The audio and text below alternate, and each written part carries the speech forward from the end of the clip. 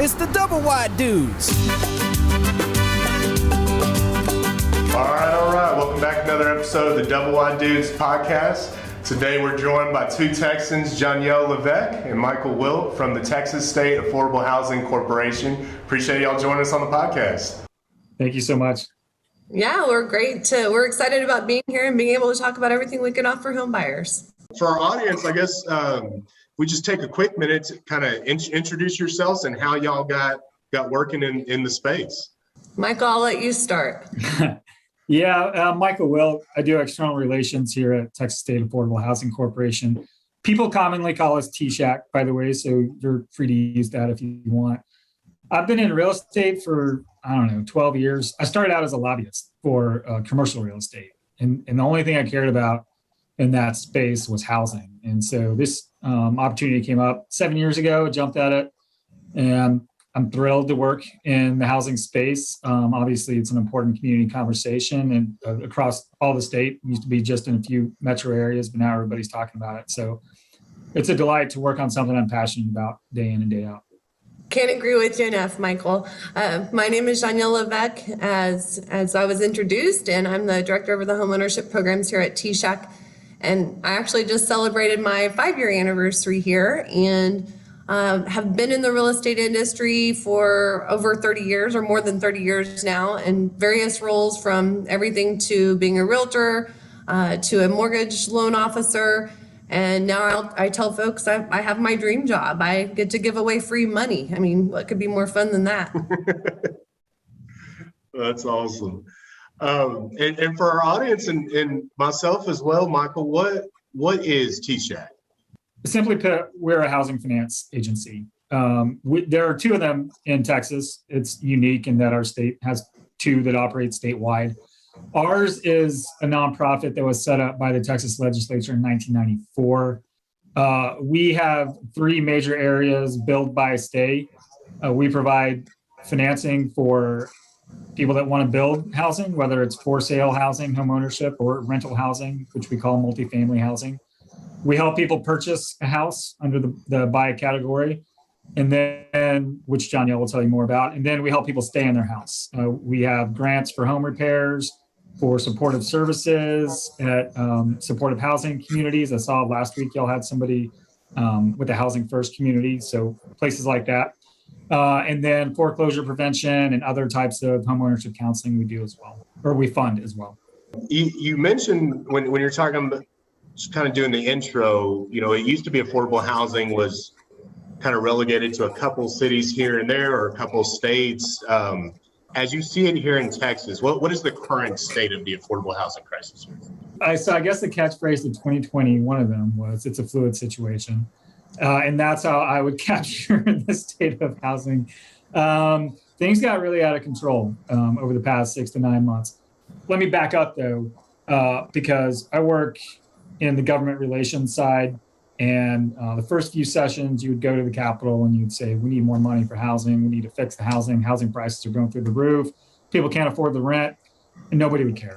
You would talk to the Austin delegation and they would say, yeah, we get you. We're here to help. We understand rent's getting out of control.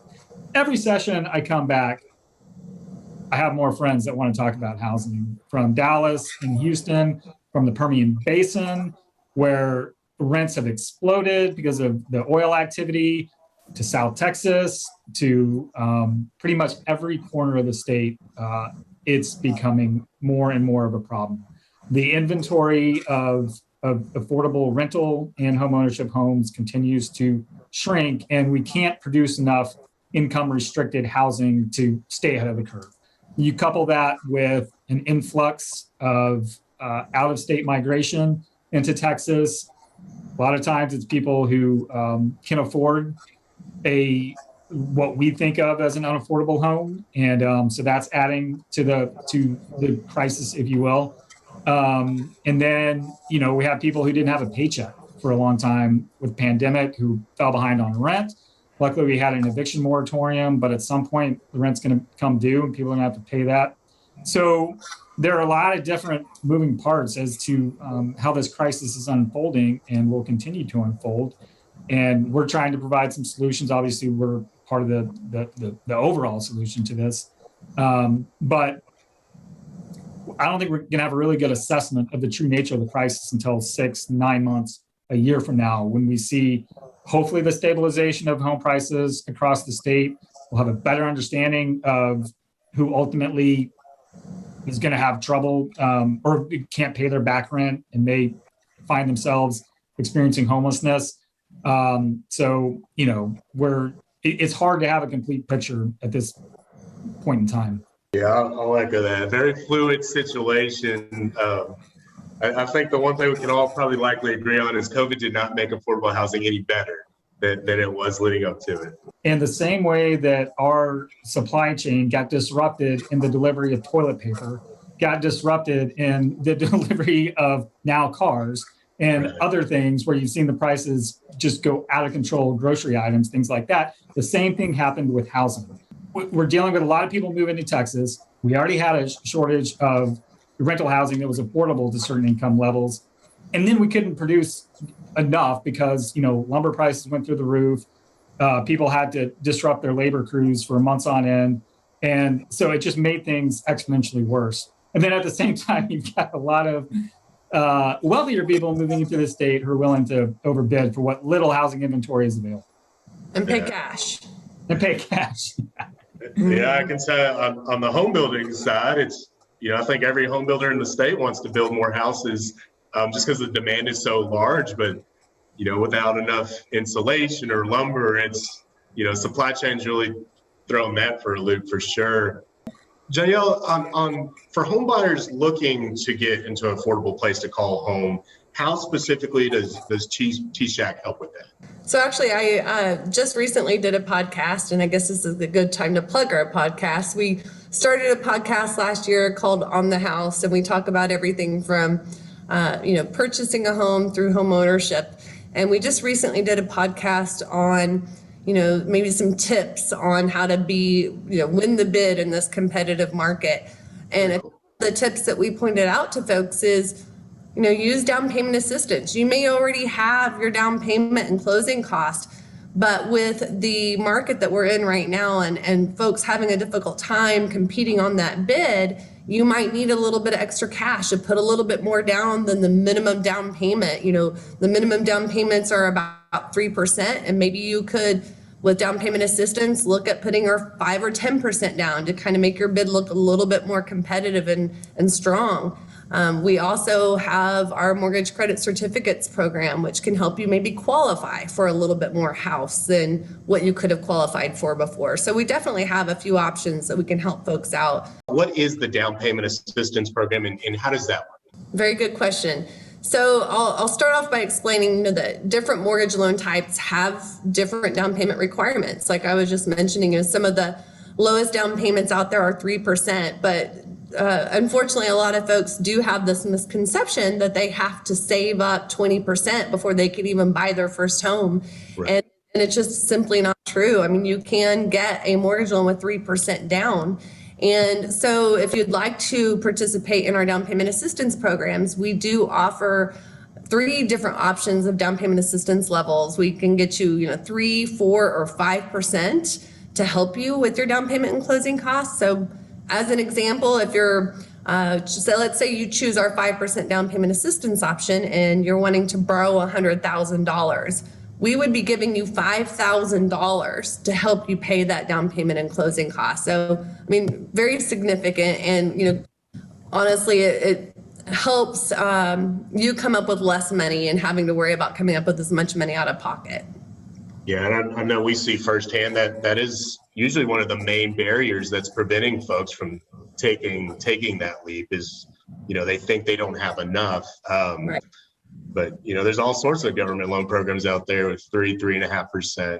Michael, so it sounds like y'all don't just work with homeowners, you work with builders, lenders, property managers, the whole spectrum of this housing equation.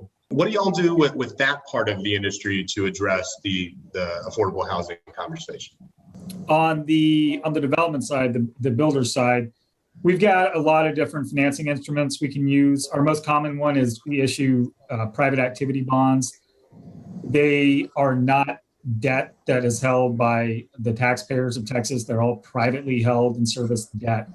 And those are combined with something called 4% tax credits, which is an industry term. And it's basically some soft equity you get in your development costs. And by soft equity, I mean you don't have to pay it back. It's in the form of a tax credit that the company is claiming. So it's money that helps us or helps developers to build income restricted housing, affordable housing. We also have some different financing instruments where we work with banks and foundations, and they invest in our Texas Housing Impact Fund, and then we turn around and we loan that money out to different developers across the state. We also do some home ownership activity within that as well. We'll work with, we call them our local nonprofit partners.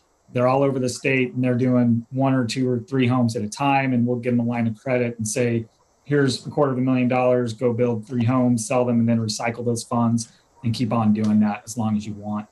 All the lenders that we work with, they're either investing in one of the financing instruments that we use, or they're one of our corresponding lenders on the mortgage side so that they can issue our down payment assistance and mortgage credit certificate. Yeah, so it sounds like you are covering the whole spectrum. The home buyer themselves, here's some assistance for that down payment that might be that barrier, making it less expensive for builders so they can charge less. And then Joniel, you mentioned this mortgage credit certificate. Definitely not something I had heard of. I imagine there's a lot of our listeners wondering what that is. What is that, and how does that help folks be more competitive when they're looking to get into a house?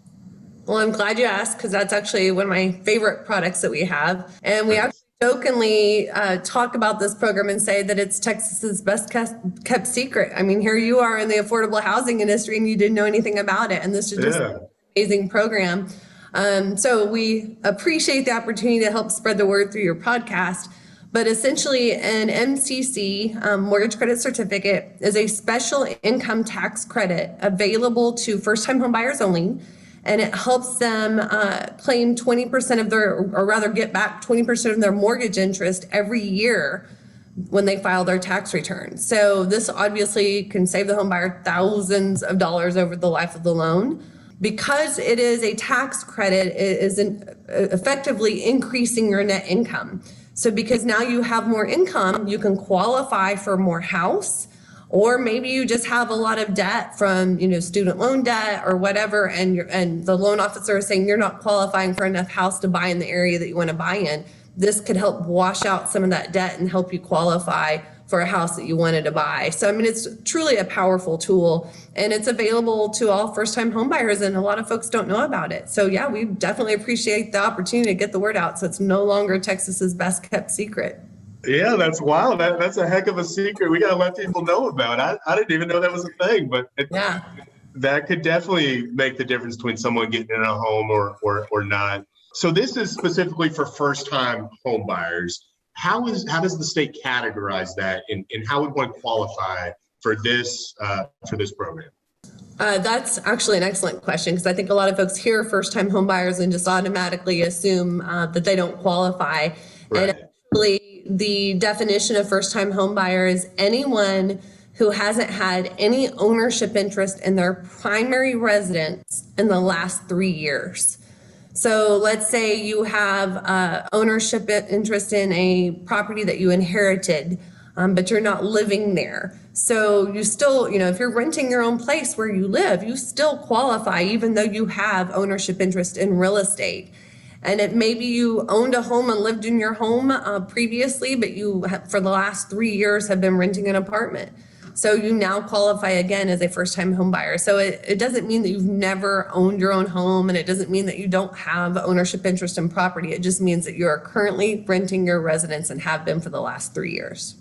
Yeah, I think that's important for folks to know, because your personal residence is a fluid situation too. You get a new job or bigger family, smaller family, it's constantly changing. And for the down payment assistance, I'm sure they aren't just handing out money to anybody that needs it. What are the qualifications to qualify for that program? First of all, I'd like to point out, we talked about first-time home buyer being a requirement for MCC, but with our down payment assistance program, you do not have to be a first-time home buyer. So you could currently own your home and, I normally say that maybe you're selling your home and you're not making any money off of it, but obviously right now in this market, people are making a lot of money off selling homes. Right. You could be selling your home right now and be walking away with very little money out of pocket or getting money in your pocket. And so not necessarily have enough to get you into that next home or stepping up to that next home. So our down payment assistance is still available to you. Or maybe, as you mentioned, someone's moved for a job and they still own their home and they want to keep it in their small, maybe their hometown, and they're now moving to the big city and want to buy a home here. They could even currently own a home elsewhere, as long as the home that you are purchasing is going to be your primary residence. So the down payment assistance does have to go toward your primary residence. But otherwise, you simply need to qualify for a mortgage loan, qualify for either an FHA, VA, USDA, or conventional loan type. And then you also need to meet the income limits based on the county that you're purchasing the home in. So income limits are different for each county, and we actually have a quiz on our website where you can go find out the income limits for that county. Very cool. And is that usually a percentage of the median income for the county? Or? It's the area, yes. We go up to 115% of the area family median income. Awesome. You mentioned a lot of the loan products that a lot of our customers use, the USDA, a lot of VA, we do a lot of FHA, construction loans. Are these programs that consumers in the factory-built housing space can take advantage of as well? Absolutely. Our programs do allow for manufactured housing, double wide only, for our government loan types. It's not available with our conventional loans, but it is with FHA, VA, and USDA. How can customers reach you or learn more and just about what you're doing and how they might be able to take advantage of some of these programs with y'all? As I touched on a little bit earlier, we do have a quiz on our website. So if you're at all interested in, the down payment assistance or the mortgage credit certificates program, we have a very simple 4-question quiz. There's no personal questions. It's just a simple 4 answers, and it will tell you whether or not you qualify for the down payment assistance and or mortgage credit certificate program. And then the great thing from there is it gives you the steps on how to participate in the program. It will help you identify a lender who is one of our approved mortgage lenders that works in our program, so you can help find that loan officer. It will also walk you through the steps on how to get your homebuyer education, which is also a requirement to use our program. And then the next step is once you get those things out of the way, is even connecting you with a participating realtor. So our website really truly has all that information available to you to help get you started at TSAHC.org. Buying a home, it's scary. There's a lot of things you're going to want to know. And if you're a first-time home buyer, you're not expected to know all that stuff. That's what resources like this are for. And it's there to kind of educate you and make it a little less scary. If you know the rules of the game, you can play it better. And, it sounds like that's what y'all and TSAHC as a whole is really trying to do, educate folks and kind of help them get over that hurdle so they can become a homeowner in an affordable way. Absolutely. We love doing what we do, don't we, Michael? Absolutely. Well, awesome. I know I for sure learned a ton, and I'm going to do some research on my own to learn even more. But thank y'all very much for joining us on the podcast and educating our listeners on these awesome programs here in Texas. Let's make sure it's not a secret anymore. Sounds great. Thank you. All right. Well, that does it for Double I Dude podcast. Appreciate everybody tuning in, and we'll catch y'all on the next one.